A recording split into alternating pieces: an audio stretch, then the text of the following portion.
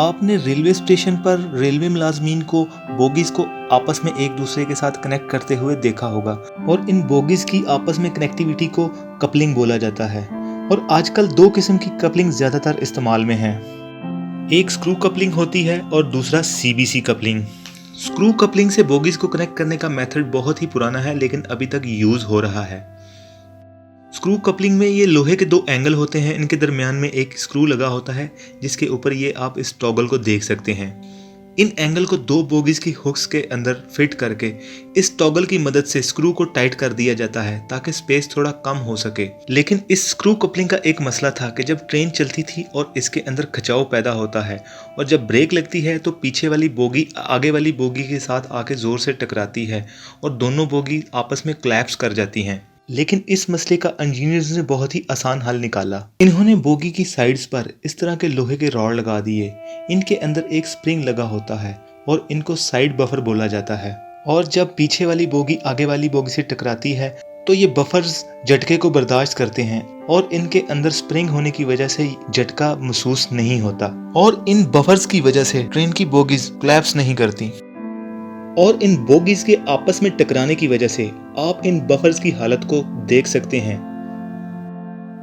जब ट्रेन चलती है तो स्क्रू कपलिंग पर खिंचाव पैदा होता है जिस वजह से कभी कभार ये कपलिंग टूट जाती है और ट्रेन हादसे का बायस बन जाती है। और अब हम बात करेंगे कपलिंग की दूसरी किस्म के बारे में। इसको सीबीसी कपलिंग बोला जाता है जिसका मतलब है सेंटर बफर कपलिंग। अब जो नई ट्रेन मैन्युफैक्चर हो रही है इनके अंदर सीबीसी कपलिंग का इस्तेमाल किया जाता है। सीबीसी कपलिंग में हुक के अंदर ही स्प्रिंग को फिट कर दिया गया है जो बोगीज को कनेक्ट करने और जर्क को रोकने दोनों का ही काम करते हैं। सीबीसी कपलिंग में आप इन बफर्स को नहीं देख पाएंगे क्योंकि इन बफर्स का इस्तेमाल सिर्फ स्क्रू कपलिंग में किया जाता है ताकि जब ब्रेक लगती है तो ट्रेन का पीछे वाला डब्बा आगे वाले डब्बे के ऊपर ना चढ़ जाए। और साइड बफर ना होने की वजह से एक तो ट्रेन पर लोहे का खर्चा थोड़ा कम हुआ है और ट्रेन के वेट में भी कमी आई है जिसकी वजह से ट्रेन के लोकोमोटिव का जोर कम लगता है। सीबीसी कपलिंग को स्क्रू कपलिंग से बेहतर माना जाता है लेकिन फिर भी हम इसको 100% सेफ नहीं बोल सकते क्योंकि सीबीसी कपलिंग टूटने के भी बाज़ केस सामने आए हैं। अगर आप किसी ट्रेन पर सफर करने जा रहे हैं और आपने ये जानना है कि इसके अंदर कौन सी कपलिंग का इस्तेमाल किया गया है तो ट्रेन के डब्बे को गौर से देखिएगा। तो अगर ट्रेन के डब्बे के ऊपर साइड पर इस तरह की आपको पीली पट्टी नजर आए तो आप समझ जाइएगा कि इस ट्रेन में सीबीसी कपलिंग का इस्तेमाल किया गया है। और अगर साइड पर पीली पट्टी ना नजर आए तो इसमें स्क्रू कपलिंग का इस्तेमाल किया गया है। डब्बे पर मौजूद ये पीली पट्टी ये जाहिर करती है कि इस ट्रेन के अंदर सीबीसी कपलिंग का इस्तेमाल किया गया है। और अब हम बात करेंगे ट्रेन के ब्रेकिंग सिस्टम के बारे में। तो ट्रेन का ब्रेकिंग सिस्टम बहुत ही इंटरेस्टिंग है। ये आम गाड़ियों की तरह नहीं है जिस तरह हम आम गाड़ी में ब्रेक इस्तेमाल करते हैं, बल्कि ये उनसे थोड़ा हटके है। आम गाड़ी को जब हम चला रहे होते हैं और जब हमको जरूरत महसूस होती है तो हम ब्रेक अप्लाई करते हैं तो गाड़ी रुक जाती है। लेकिन ट्रेन को चलाने के लिए हम ब्रेक को अप्लाई करते हैं और ब्रेक को व्हील से पीछे हटाया जाता है। ट्रेन एक बहुत ही बड़ी जिम्मेदारी है जिसकी वजह से इंजीनियर ने इस बात का बहुत ही ध्यान रखा है कि अगर ट्रेन रुकी है तो उस पर ब्रेक खुद ही अप्लाई हो। जब ट्रेन रुकी होगी तो उसमें ऑटोमेटिकली ब्रेक लगी होगी, मतलब रुकने पर ट्रेन पर ब्रेक ऑटोमेटिकली लग जाती है। लेकिन जब ट्रेन को चलाना होगा तो फिर इन ब्रेक्स को व्हील से पीछे हटा दिया जाता है। ट्रेन को चलाने के लिए इन ब्रेक को रिलीज किया जाता है और जब ट्रेन रुकी होती है तो ये ब्रेक्स इन व्हील को पकड़े हुए होती है और जब चलाना होता है तो इन ब्रेक्स को एयर प्रेशर की मदद से पीछे हटा दिया जाता है और फिर ट्रेन को चलाया जाता है। जब बोगीज की आपस में कपलिंग की जाती है तो आप इन दो पाइप को भी देख सकते हैं। इन दो पाइप्स को भी आपस में एक दूसरे के साथ जोड़ा जाता है। इन पाइप्स के अंदर एयर होती है जो सारी बोगीज की ब्रेक को कंट्रोल करने में मदद देती है। आपने ट्रेन के सफर के दौरान कुछ इस तरह की आवाज को सुना होगा। ये एक्चुअल में इस एयर प्रेशर की आवाज होती है। ब्रेक्स को व्हील से पीछे हटाने के लिए प्रेशर एयर का इस्तेमाल किया जाता है और इस वजह से इस तरह की आवाज आती है। और जब ये ब्रेक व्हील से पीछे हट जाती है तो फिर ट्रेन चलती है। ये पाइप्स ट्रेन के लोकोमोटिव से लेके ट्रेन के आखिरी बोगी तक आपस में एक दूसरे के साथ कनेक्ट होते हैं। और अगर ये पाइप्स किसी भी वजह से खराब हो जाएं और एयर लीक हो जाए तो ट्रेन पर फौरन ब्रेक अप्लाई हो जाएगी और ट्रेन रुक जाएगी। लेकिन 2 पाइप्स होने की वजह से लोको पायलट के पास ये ऑप्शन होती है कि अगर किसी एक पाइप से एयर लीक हो गई है तो वो दूसरे पाइप से एयर को वापस भरकर ट्रेन को ब्रेक लगने से रोक सकता है। लेकिन अगर किसी ट्रेन की कपलिंग दरमियान में से टूट जाए और एयर के ये दोनों पाइप्स भी टूट जाते हैं, जिसकी वजह से ड्राइवर के पास ये ऑप्शन नहीं होती कि वो एयर को वापस भरे और ट्रेन को आगे लेके जा सके। इन पाइप्स के अंदर से जैसे ही एयर निकलेगी तो ट्रेन की ब्रेक खुद ब खुद अप्लाई हो जाएगी और ट्रेन वहीं पर जाम हो जाएगी।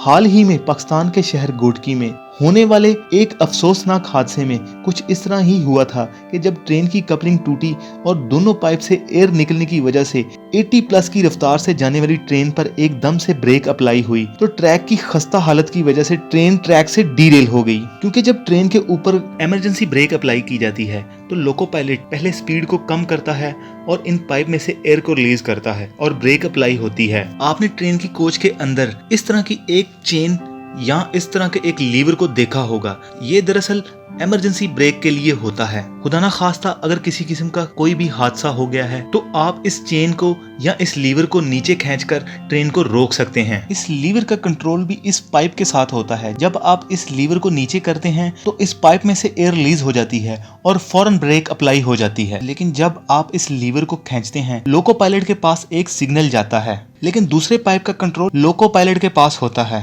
ट्रेन किसी नामुनासिब रुकने वाली जगह या जंगल या बियाबान से गुजर रही है तो लोको पायलट के पास ये ऑप्शन है कि वो दूसरे पाइप से एयर को वापस भरे और ट्रेन को आगे लेके जा सके। आपने इस बात का ध्यान रखना है कि अगर आपने बिला वजह इस लीवर को खींच दिया है तो आपको जुर्माना या जेल की सलाखों का भी सामना करना पड़ सकता है।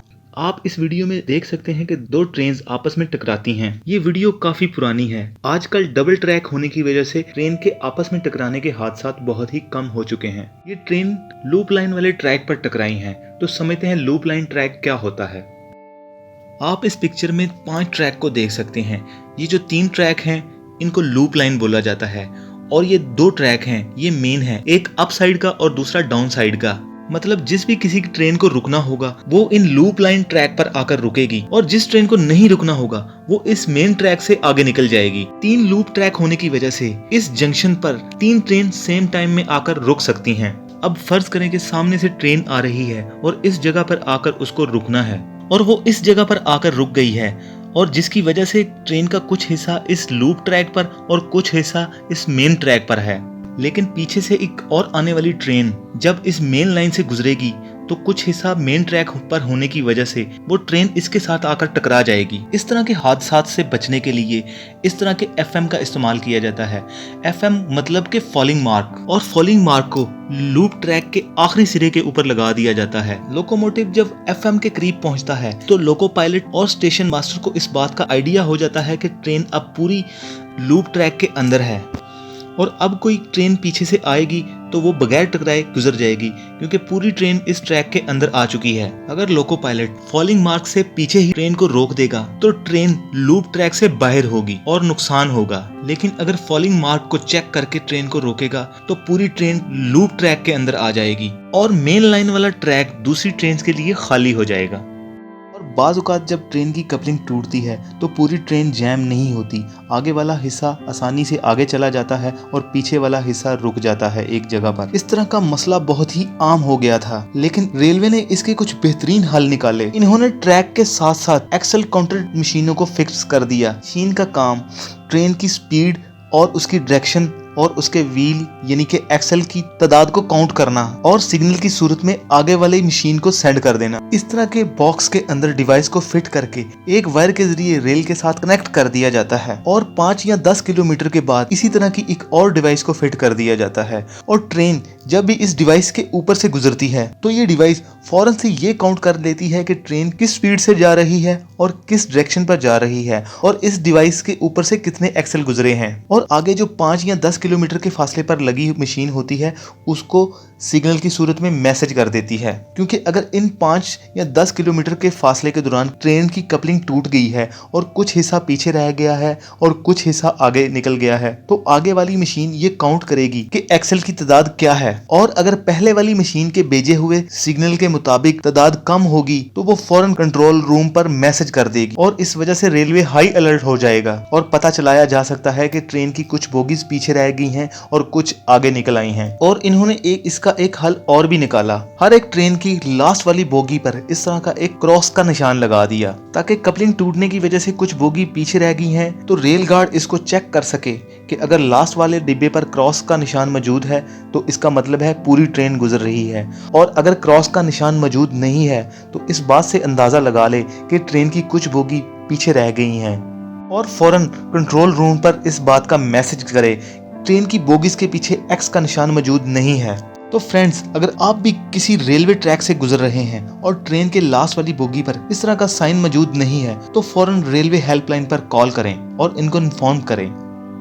और खुदा ना खास्ता आप किसी जगह पर ट्रैक को टूटा हुआ देखते हैं और आप देख रहे हैं कि सामने से ट्रेन आ रही है, लेकिन ट्रैक की हालत ऐसी नहीं है कि ट्रेन गुजर पाए, तो फौरन से रेड सिग्नल देकर आप ट्रेन को रोक सकते हैं।